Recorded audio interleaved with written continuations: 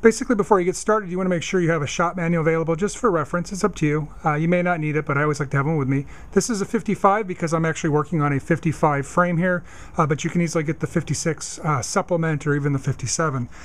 Index in the front basically shows you what you've got, and we want section 3, which is front suspension, and what we want is removal of the front springs. So what we're going to do is we're going to follow here. So remove the front shock absorber, raise the front end off the ground, which we've already done, remove the tires and wheels, which we've done, loosen the 4 lower control arm shaft bushing bolts, which we're going to do in a minute, install the spring compressor, remove the lower joint cotter pin and loosen it, remove the upper joint cotter pin and loosen it.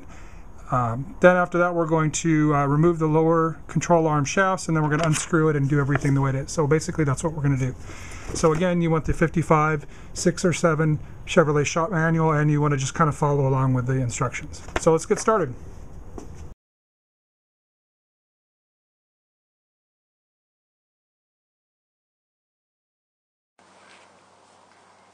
Okay, now the first thing that I want to do is I want to loosen up the bolts that are on the bottom. Now these on here are 11/16, and basically all I'm going to do is I'm going to loosen the 4 bolts underneath. I'm not going to take them off, I'm just going to loosen them, and I'm going to be using a Craftsman bolt driver to take them apart.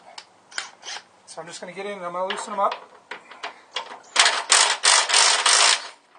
Got 1. Got 2.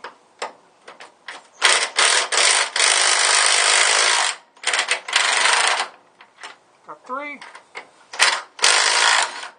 and got 4. So I got it basically loose.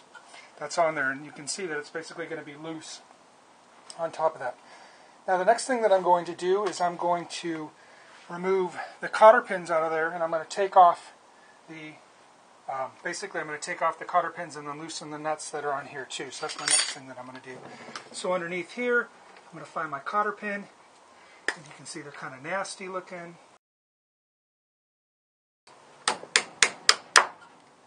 So there, cotter pins out, stupid things.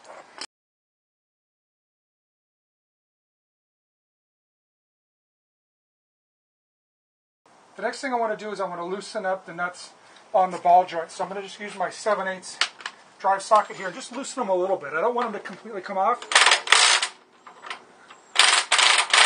because I want them to be held on there. So you can see I'm loosening it up a little bit.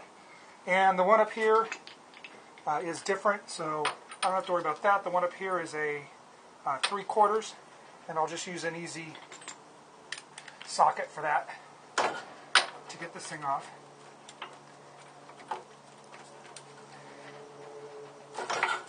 Okay, just like that. They're both loose now. I don't want to take them all the way off, just throw them basically kind of down to the bottom, because this thing is going to basically drop off here and do it. Also, while I'm here, I'm going to just basically take off the front of the sway bar here. So I'm just going to use like that, and let me hold the top to make it a little bit easier. So my sway bar is going to come off. I don't have to remove, since this is going back on, I don't have to remove the bracket from here. I can also do that.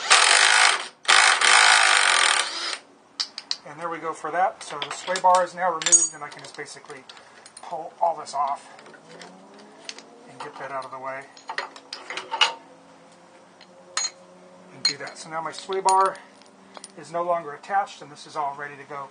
So the next thing that I'm going to do is, now that I've got these loosened, I've got the nuts undone because the cotter pins are out and everything is basically ready to drop out, is I'm going to tack out the upper ball joint and get that ready to go from here.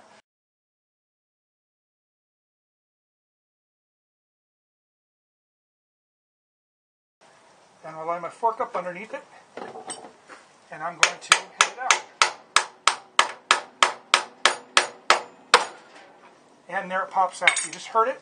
See a little bit of brake dust and crap fly around, but basically what it is I pop that out so it's ready to go.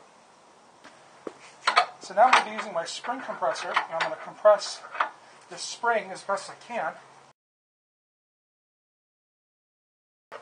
Okay, so there we go. Kind of tightened pretty much on there. And what I'm trying to do is basically relieve the pressure off of the upper A-arm so I can pull it off. So right there I got it off. Okay, so now I use my fork in there. I hammered my fork in to loosen it up, and now I've got my piece off. So you can see here that I've got it off, and my brake falls down to the side. Now, a couple of things to remember here is that you want to make sure that you've compressed everything, then you follow the instructions as you do it. You also want to make sure if you're reusing your brake lines, you want to make sure that these are supported. You don't want everything to just drop off. These are coming off and getting replaced, so I don't really care about that. And the next thing I'm going to do is I'm going to drop off the lower ball joint, and I'll work on that next. After I've done that, this whole piece will come out underneath. So what we'll do is I will remove the nuts here for the lower A-arms.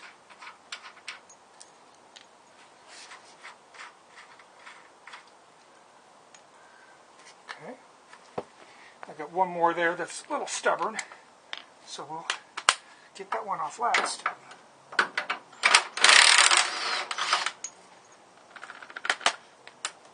And there we go, I've got all my pieces off. So now I actually can get this off and ready to go. So one of the things I like to do, just for my own benefit, is to give it a couple of little taps so I can have the A-arm loose. And you can see here, you could actually either do it either way. You could kind of tap up a little bit on the nuts to get the nuts up.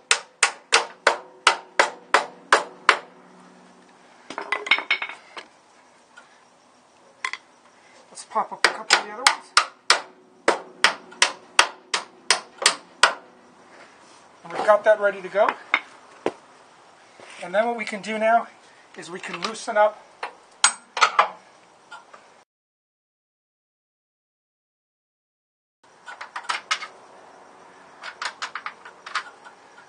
these are the two bolts.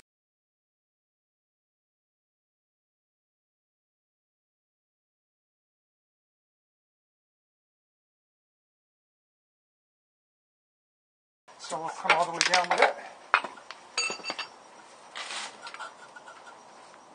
And basically that's all I've got. So we'll finish up. We'll get the rest of it undone. But basically, again, if I was doing this and I didn't care about replacing these parts, I would undo the lower ball joint the same way I did the top one, pull that off, and then I'd have two separate pieces that I had. So check it out.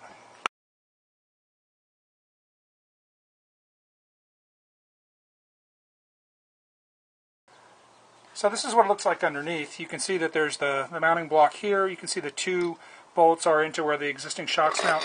And then this is actually where the whole piece goes through the whole entire spring. And what this basically does is this compresses the lower A-arm up, allowing the tension to come off of the upper A-arm. So then you undo the upper A-arm. Then you loosen the lower A-arm and you basically lower the whole lower A-arm down as a unit. Instead of having it like swing down, basically you're lowering the whole thing. Almost even, if you will. So this is what it looks like underneath.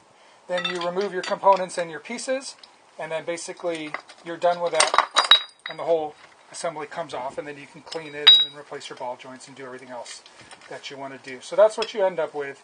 Again, so as we go over this, we just want to make sure that you understand everything that's on here. Again, you're going to follow basically along in your section, and when you remove everything, everything comes apart the way it's supposed to. So again, remove the front shock absorber. Then you want to raise the car and use jack stands, which of course we did. Then you want to remove the tires. Again, some of these first steps you can do all at once or in any order. Then you want to loosen the 4 bolts underneath for the lower control arm. Then you want to install the spring compressor, which I just showed you that we did on here. Then you want to remove the cotter pins for both the lower and the upper. And you want to keep the bolt just down on the thread still because it's basically going to hold you up that's on there. Then you want to put some load with the spring compressor, a little bit more, make sure everything's tightened up. And then you want to, once everything's done and the upper arm is separated from the spindle here, you want to lower the total bottom A-arm as we did, and then remove the nuts and everything else. And again, the nuts completely come out along with the bolts, and everything's good to go. So again, this is section 3.7 in your shop manual, and this is Tim DeLeo. I go by DeLeo56 on try5.com.